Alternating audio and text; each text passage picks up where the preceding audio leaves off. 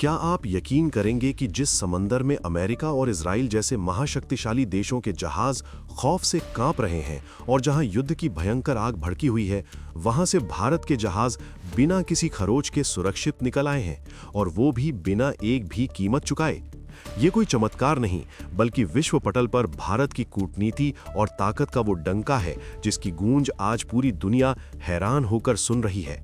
होर्मुज जलडमरू मध्य, जो आज के समय में मध्य पूर्व के तनाव के कारण दुनिया का सबसे खतरनाक समुद्री रास्ता बन चुका है, वहां से भारत के 2 बड़े जहाज सुरक्षित वापस लौट आए हैं। इस बड़ी सफलता पर भारत के विदेश मंत्री एस जयशंकर ने खुलकर अपनी बात रखी। उन्होंने स्पष्ट किया कि ईरान के साथ सीधे और स्पष्ट बातचीत करना ही इस संकट का सबसे प्रभावी और सटीक समाधान था।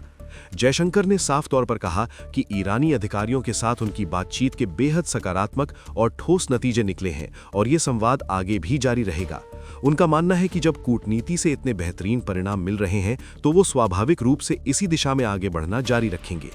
उन्होंने ये भी बताया कि अभी भी कई भारतीय जहाज इस जलडमरू मध्य को पार करने वाले हैं और सरकार उनके लिए भी पूरे जोर शोर से काम कर रही है।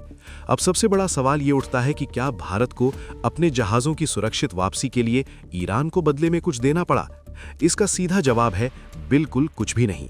जयशंकर ने दुनिया के सामने जोर देकर कहा कि इस पूरे मामले में ईरान के साथ कोई सामूहिक समझौता या कोई गुप्त डील नहीं हुई है। भारतीय जहाज व्यक्तिगत रूप से वहां से गुजर रहे हैं और इसके बदले ईरान को भारत की तरफ से एक भी चीज नहीं दी गई है। जयशंकर ने स्पष्ट किया कि ये कोई लेन देन का व्यापारिक मुद्दा नहीं है, बल्कि ये भारत के उस शानदार रुतबे और मजबूत विदेशी संबंधों का परिणाम है जो उसने सालों के विश्वास से कमाया है। उन्होंने इसे एक दूसरे के साथ व्यवहार के ऐतिहासिक संबंधों का नाम दिया। ये भारत का भारी वैश्विक दबदबा ही है कि जब प्रधानमंत्री नरेंद्र मोदी और ईरानी राष्ट्रपति मसूद पेजेश्कियन के बीच तनाव के इस माहौल में फोन पर पहली बातचीत हुई तो कुछ ही घंटों के भीतर ईरान ने भारतीय जहाजों को वहां से गुजरने की हरी झंडी दे दी। आज हालात ये हैं कि अमेरिका के राष्ट्रपति डोनाल्ड ट्रंप वहां अपने युद्धपोत भेजने की तैयारी कर रहे हैं और सुरक्षित आवागमन के लिए अपने सहयोगियों पर दबाव बना रहे हैं, क्योंकि ईरान ने अमेरिकी और इजरायली जहाजों के लिए इस रास्ते को पूरी तरह से बंद कर दिया है।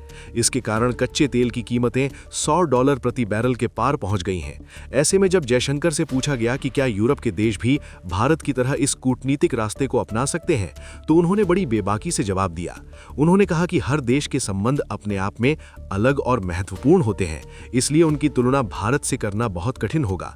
हालांकि उन्होंने ये जरूर कहा कि वो यूरोपीय देशों के साथ भारत के इस कूटनीतिक दृष्टिकोण को साझा करने में खुशी महसूस करेंगे। उनका ये बयान साफ तौर पर बता रहा है कि आज भारत किसी के दबाव में आने वाला देश नहीं, बल्कि संकट के समय पूरी दुनिया को रास्ता दिखाने वाला एक निडर और शक्तिशाली वैश्विक नेता बन चुका है। Subscribe to One India and never miss an update. Download the One India app now.